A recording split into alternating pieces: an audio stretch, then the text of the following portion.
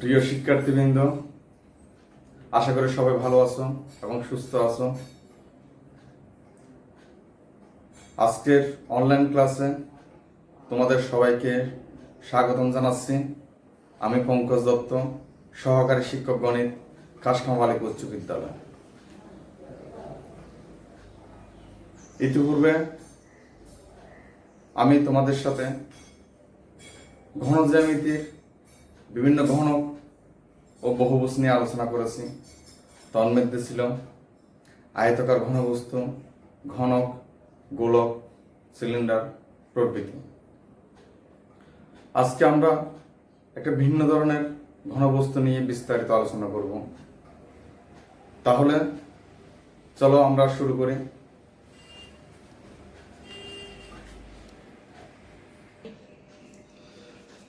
শিক্ষার্থীরা একটু লক্ষ্য করো, এই ঘনবস্তুটির দুইটি তল আছে, প্রান্তীয় তল।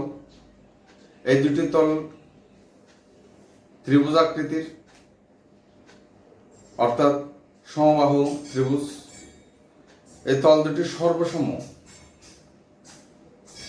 এবং সমান্তরাল, আর পাশের তলগুলো আয়তাকার।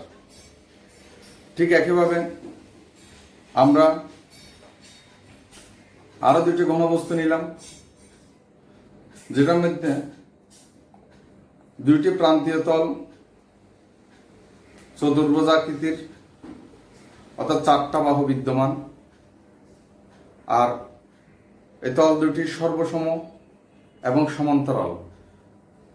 ঠিক একইভাবে এই ঘনবস্তুটির একই, দুইটি তল সর্বসম এবং সমান্তরাল, তাও চারটা বাহু বিদ্যমান। আর পাশের তলগুলো, এটার ক্ষেত্রে আয়তাকার ক্ষেত্র, এটার ক্ষেত্রে বর্গাকার ক্ষেত্র।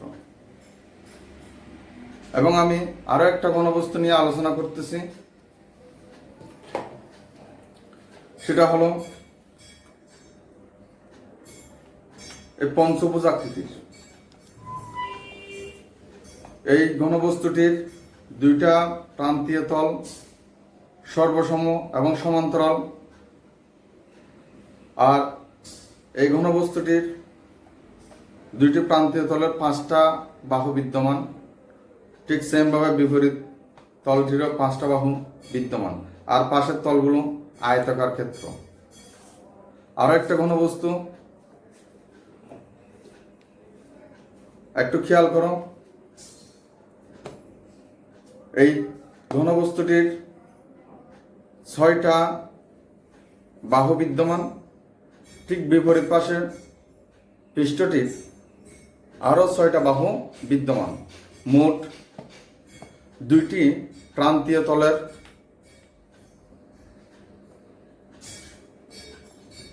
সমান ছয়টা বাহু বিদ্যমান।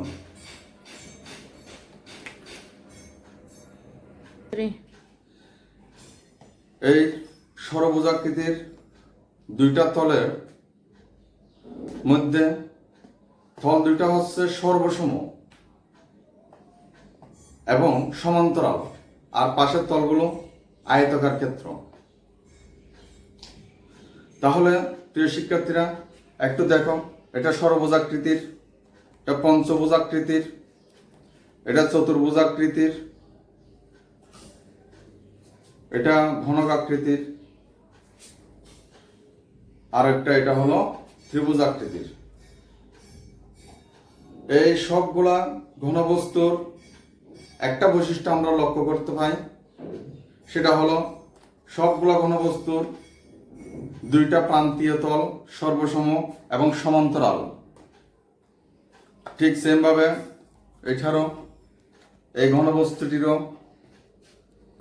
এই পঞ্চভুজাকার ঘনবস্তুটিরও এবং এই ষড়ভুজাকৃতির ঘনবস্তুটিরও দুইটি প্রান্তীয় তল সর্বসম ও সমান্তরাল, আর পার্শ্বীয় তলগুলো আয়তাকার অথবা সামান্তরিক হতে পারে।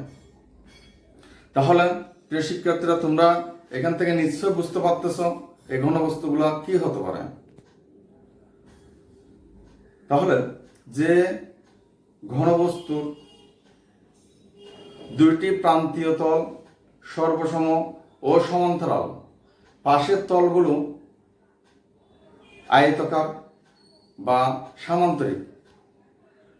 এই সকল ঘনবস্তুকে আমরা বলবো প্রিজম। তাহলে আমরা যে চিত্রগুলো দেখলাম, যে ঘনবস্তুগুলো দেখলাম, সবগুলাই হলো প্রিজম। প্রিজমের মধ্যে দুইটি প্রান্তীয় তল থাকবে। প্রান্তীয় তল দুইটা সর্বসম সমান্তরাল থাকবে এবং অন্যান্য তলগুলো আয়তাকার ক্ষেত্র অথবা সামান্তরিক হতে পারে। তবে যে সকল প্রিজমের দুইটি তল সর্বসম সমান্তরাল থাকে কিন্তু অন্যান্য তলগুলো আয়তাকার থাকে, সেই সকল প্রিজমকে আমরা বলবো সমপ্রিজম। এই সকল প্রিজমকে আমরা বলবো সমপ্রিজম। আর যখন তলগুলো আয়তাকার না হয়ে সামান্তরিক হয়, সে সকল প্রিজমকে আমরা বলবো তির্যক প্রিজম। তাহলে আমরা আজকের ক্লাসটা হবে প্রিজম।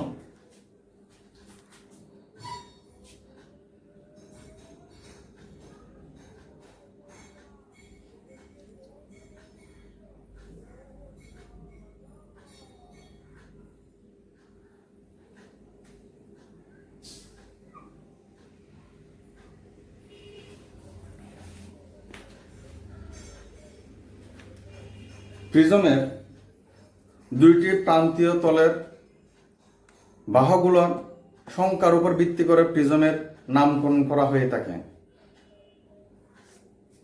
যদি প্রান্তীয় তল দুটি ত্রিভুজাকৃতির হয় তবে সেই প্রিজমকে বলা হবে ত্রিভুজাকৃতির প্রিজম। আর যখন প্রান্তীয় তল দুটি চতুর্ভুজাকার হয়ে থাকে তখন এটাকে বলবো আমরা চতুর্ভুজাকৃতির প্রিজম। যখন প্রান্তীয় তল দুটি পঞ্চভুজাকৃতির হয় তখন তাকে আমরা বলবো পঞ্চভুজাকৃতির প্রিজম। ঠিক একইভাবে যখন প্রান্তীয় তল দুটি ষড়ভুজাকৃতির, তাহলে এটাকে আমরা বলবো ষড়ভুজাকৃতির প্রিজম। তবে সংজ্ঞা অনুসারে আয়তাকার ঘনবস্তু এবং ঘনক উভয়ে কিন্তু প্রিজম সংজ্ঞা অনুসারে, যেহেতু এদের দুইটি প্রান্তীয় তল সর্বসম এবং সমান্তরাল, পাশের তলগুলো আয়তাকার ক্ষেত্র। তাহলে প্রিয় শিক্ষার্থীরা, তোমরা নিশ্চয় বুঝতে পেরেছ প্রিজম কি। প্রিজমের ক্ষেত্রে আমরা যখন আলোর বিচ্ছুরণের ক্ষেত্রে ব্যবহার করব, অর্থাৎ আমরা জানি সূর্যের সাদা আলোক রশ্মি 7টা রঙের সমষ্টি। সূর্যের 7 রং আমরা এই ত্রিভুজাকৃতির প্রিজম দিয়ে অবলোকন করতে পারি। অর্থাৎ আলোর বিচ্ছুরণের ক্ষেত্রে এই ত্রিভুজাকৃতির প্রিজম ব্যবহার করা হয়।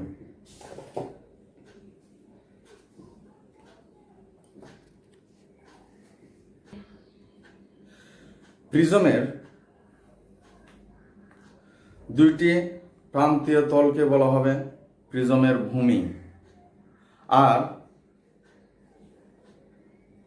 অন্যান্য তলগুলোকে বলা হবে পার্শ্বতল।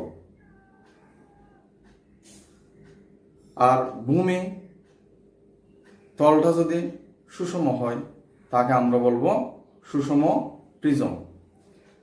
প্রিয় শিক্ষার্থীরা, আমরা এবার প্রিজমের সমগ্র তলের ক্ষেত্রফল কিভাবে আমরা বিভিন্ন আকৃতির প্রিজমের সমগ্র তল নির্ণয় করব সেটার দিকে একটু খেয়াল করো। এই প্রিজমটার সমগ্র তলের ক্ষেত্রফল আমরা বের করব। একটু খেয়াল করো, এই প্রিজমটাতে অর্থাৎ এই ত্রিভুজাকৃতির প্রিজমে দুইটি ত্রিভুজাকৃতির তল আছে আর তিনটা আয়তাকার ক্ষেত্র। তাহলে আমরা লিখতে পারি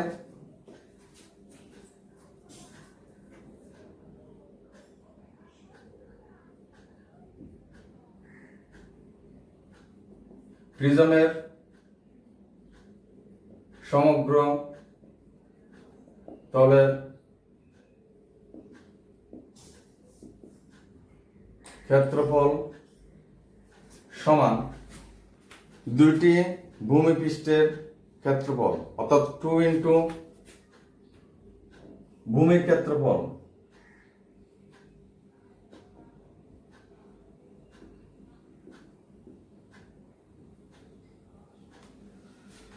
এরপর সাথে পার্শ্বতলগুলোর ক্ষেত্রফল যোগ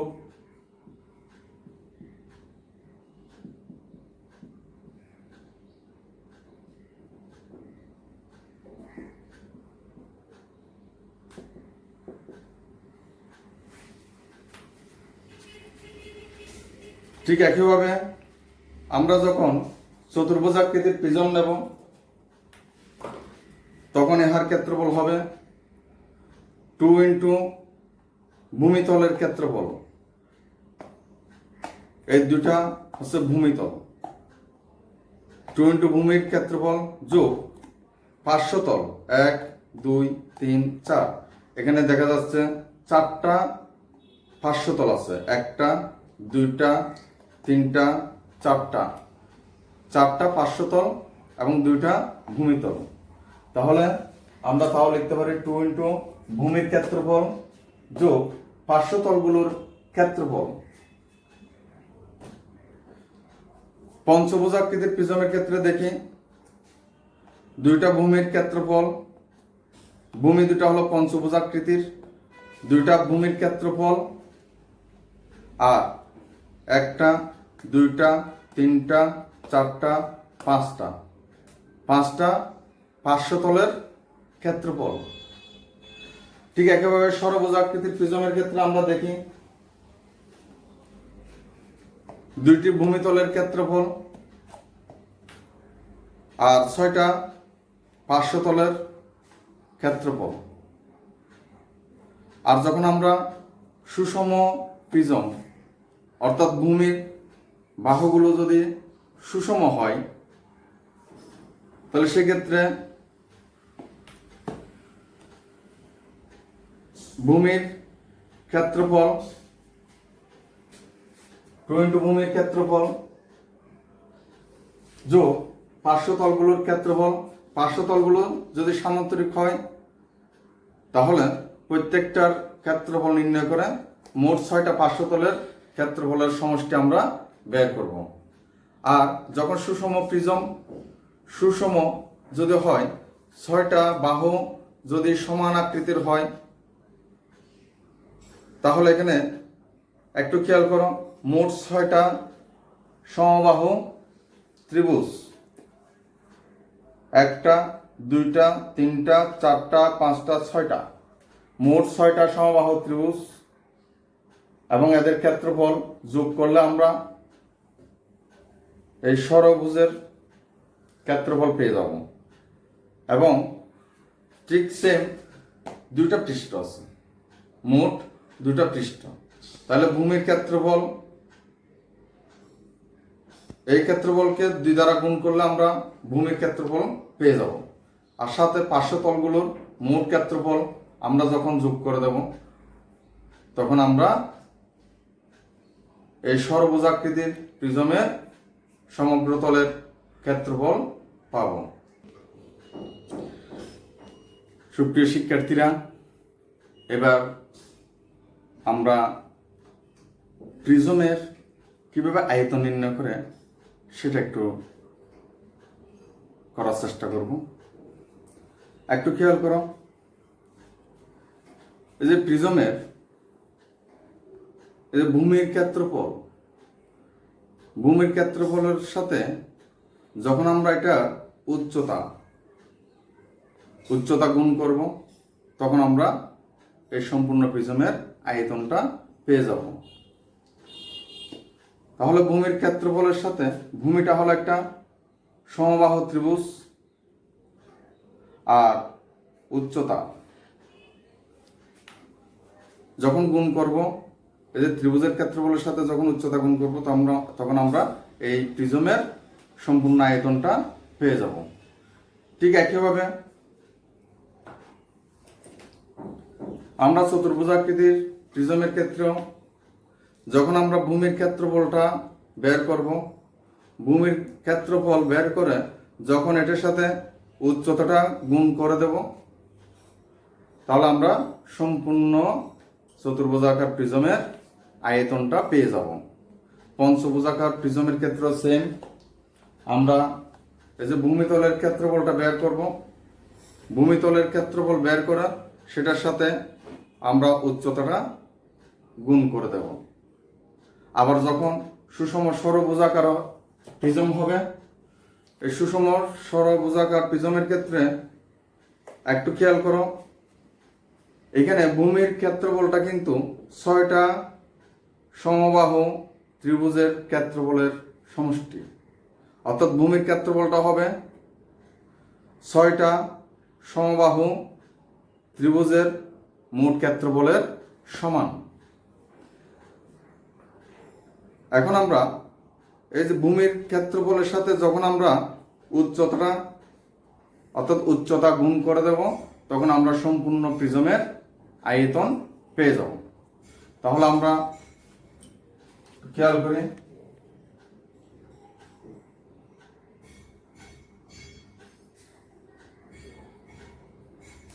প্রিজমের আয়তন সমান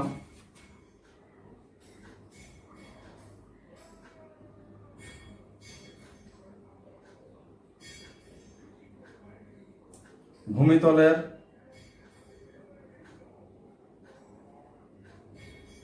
ক্ষেত্রফল গুণ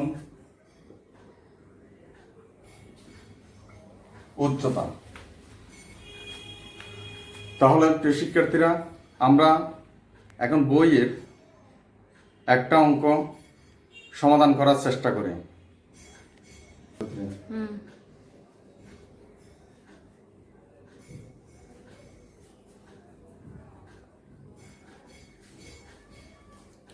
শিক্ষার্থীরা, তোমাদের উচ্চতর গণিত বইয়ের ত্রয়োদশ অধ্যায়ের 26 নম্বর সমস্যা আমরা এখন একটু সমাধান করার চেষ্টা করব। তোমরা খাতা কলম নিয়ে বসো এবং আমার হোয়াইট বোর্ডের লেখাকে অনুসরণ করো।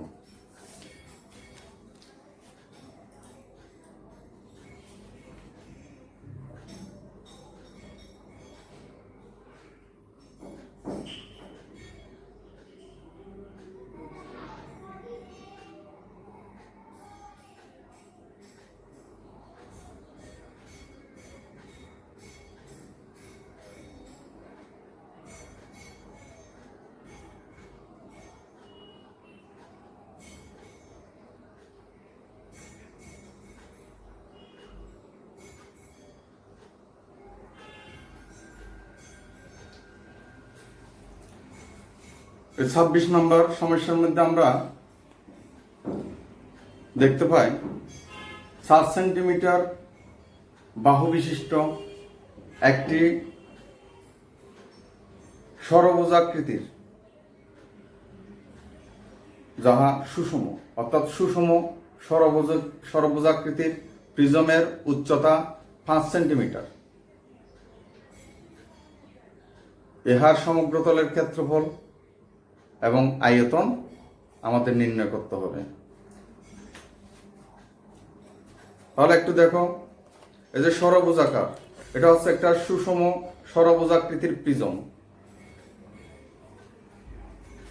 যার ভূমির বাহুর দৈর্ঘ্য 4 সেন্টিমিটার।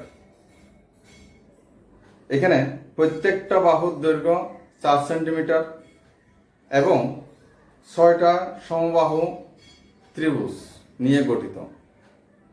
তাহলে একটা সমবাহু ত্রিভুজের প্রত্যেকটা বাহুর দৈর্ঘ্য হবে 4 সেন্টিমিটার। তাহলে আমরা একটা সমবাহু ত্রিভুজের ক্ষেত্রফল যদি নির্ণয় করতে পারি, সেই সমবাহু ত্রিভুজের ক্ষেত্রফলকে 6 দ্বারা গুণ করে আমরা 6টা সমবাহু ত্রিভুজের মোট ক্ষেত্রফল নির্ণয় করব। আর প্রিজমের উচ্চতা দেওয়া আছে 5 সেন্টিমিটার। উচ্চতা হলো 5 সেন্টিমিটার। তাহলে আমাদের প্রশ্নটা হলো, আমি আবার বলতেছি, 4 সেন্টিমিটার বাহু বিশিষ্ট ভূমির উপর অবস্থিত একটি সুষম ষড়ভুজাকৃতি প্রিজমের উচ্চতা 5 সেন্টিমিটার। ওই প্রিজমের সমগ্র তলের ক্ষেত্রফল এবং আয়তন নির্ণয় করো। তাহলে এবার আমরা 4 সেন্টিমিটার বাহু বিশিষ্ট একটি সমবাহু ত্রিভুজের ক্ষেত্রফল নির্ণয় করব।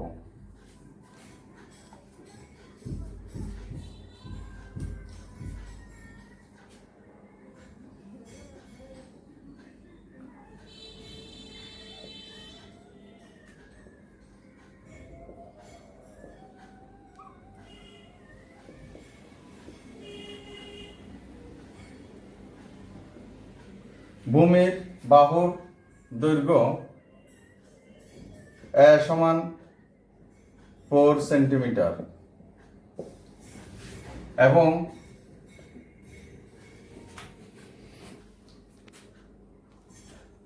এবং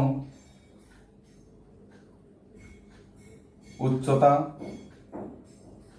h = 5 সেন্টিমিটার। তাহলে আমরা একটু প্রিজমটা আঁকার চেষ্টা করি।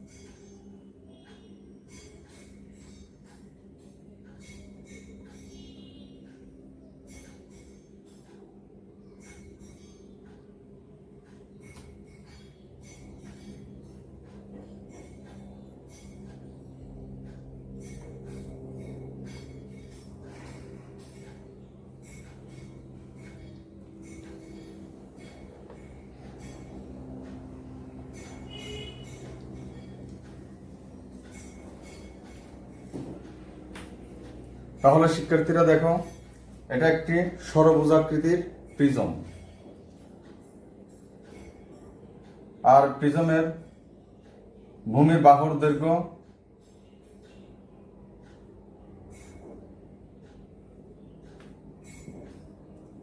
4 সেন্টিমিটার করে আমাদের দেওয়া আছে।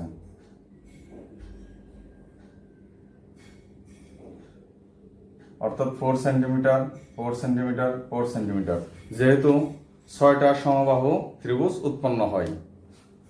আর প্রিজমের উচ্চতা দেওয়া আছে h = 5 সেন্টিমিটার। তাহলে আমরা এবার প্রিজমের সমগ্র তলের ক্ষেত্রফল নির্ণয় করি। যেহেতু প্রিজমটি 6টি সমবাহু ত্রিভুজের সমন্বয়ে ভূমি গঠিত, তাহলে আমরা প্রথমে একটা সমবাহু ত্রিভুজের ক্ষেত্রফল নির্ণয় করব। 4 সেন্টিমিটার বাহু বিশিষ্ট সমবাহু ত্রিভুজের ক্ষেত্রফল সমান √3/4 × 4 স্কয়ার সমান 4√3 বর্গ সেন্টিমিটার। তো বর্গ সেন্টিমিটার। যেহেতু ভূমি 6টা সমবাহু ত্রিভুজের সমন্বয়ে গঠিত, তাহলে 6টি সমবাহু ত্রিভুজের ক্ষেত্রফল, অর্থাৎ ভূমির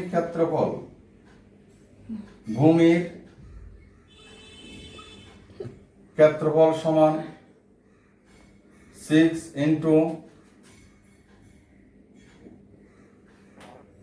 একটি সমবাহু ত্রিভুজের ক্ষেত্রফল সমান 6 × 4√3। অর্থাৎ আমরা ভূমির ক্ষেত্রফল পেয়ে গেছি 6 × 4√3 সমান 424√3। এবার আমরা সমগ্র তলের ক্ষেত্রফলের সূত্রের মধ্যে যাই।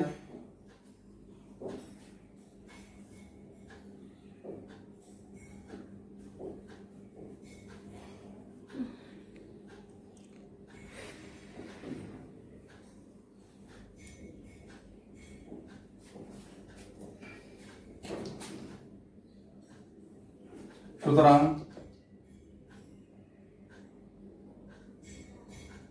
সুষম ষড়ভুজাকৃতি প্রিজমটির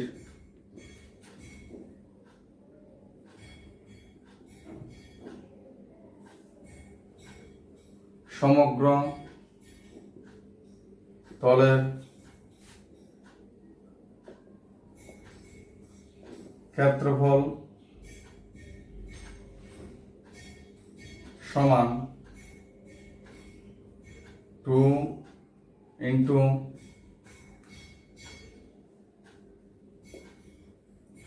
ভূমির ক্ষেত্রফল যোগ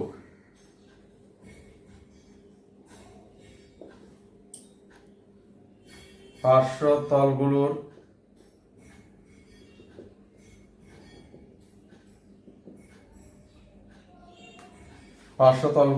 ক্ষেত্রফল। এখন আমরা ভূমির ক্ষেত্রফল তো পেয়ে গেছি 24√3, আর পার্শ্বতলের ক্ষেত্রফল, পার্শ্বতলগুলো দেখা যাচ্ছে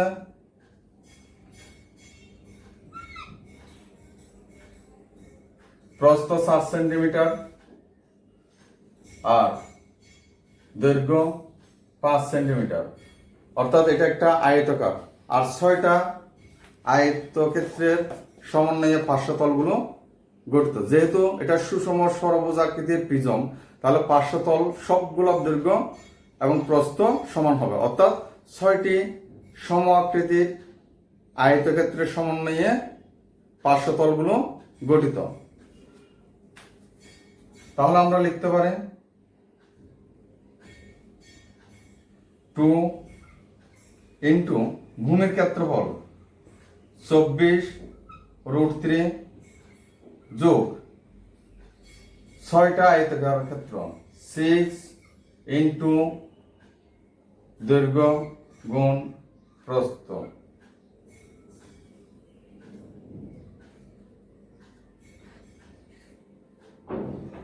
বর্গ সেন্টিমিটার।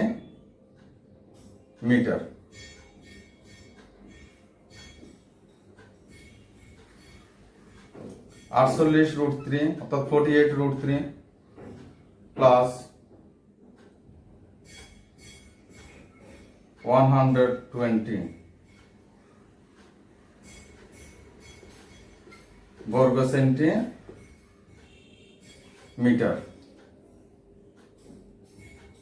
তাহলে এবার আমরা ক্যালকুলেটর দিয়ে একটু হিসাব করে দেখি।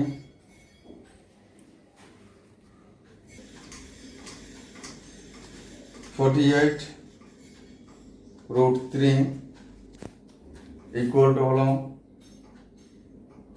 83.138 প্লাস 120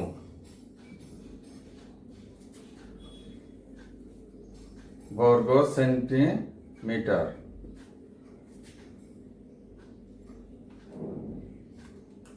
দুটা যোগ করলে হয় 203.138 বর্গ সেন্টিমিটার। তাহলে আমরা সুষম ষড়ভুজাকৃতির প্রিজমের ক্ষেত্রফল পেয়ে গেছি 203.138 বর্গ সেন্টিমিটার। এবার আমরা প্রিজমটার আয়তন নির্ণয় করব। তাহলে একটু লক্ষ্য করো,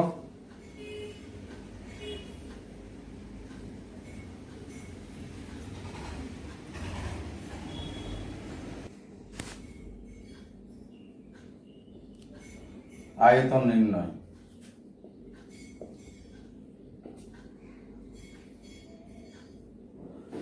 আয়তন নির্ণয়ের ক্ষেত্রে আমরা আগেই বলেছি প্রিজমটির আয়তন হবে ভূমিতলের ক্ষেত্রফল গুণ উচ্চতা। ভূমিতলের ক্ষেত্রফল গুণ উচ্চতা। যেহেতু ভূমিতলের ক্ষেত্রফল আমরা সমগ্রতলের ক্ষেত্রফলের মধ্যে পেয়ে গেছি, তাহলে আয়তন সমান আমরা লিখতে পারি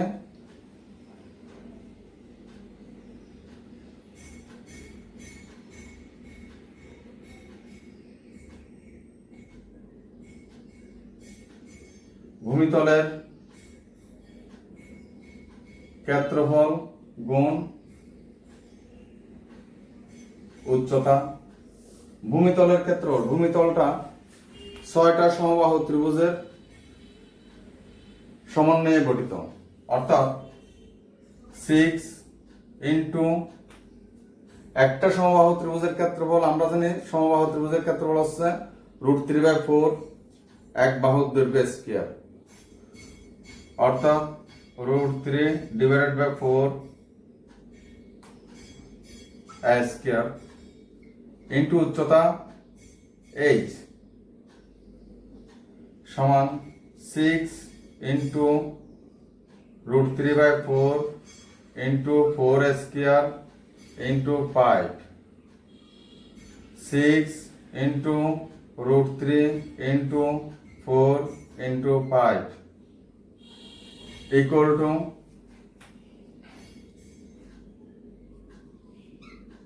120√3। তাহলে আমরা দেখি 120√3 equal to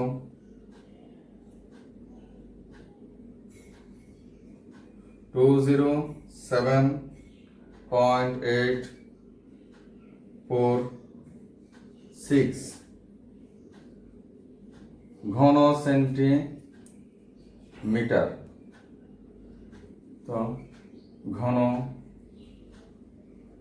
একক ঘন সেন্টিমিটার। তো ঘন সেন্টিমিটার 120√3 ঘন সেন্টিমিটার। তাহলে প্রিয় শিক্ষার্থীরা, আমরা সুষম ষড়ভুজাকৃতির প্রিজমের সমগ্র তলের ক্ষেত্রফল এবং আয়তন পেয়ে গেছি। তাহলে তোমরা নিশ্চয় বুঝতে পেরেছ। যদি কেউ না বুঝে থাকো আমাকে অবশ্যই কমেন্ট করে জানাবে। তোমাদের সর্বাঙ্গীন সুন্দর এবং সুস্বাস্থ্য কামনা করে আজকের ক্লাস এটুকুতে শেষ করলাম। সবাইকে ধন্যবাদ এবং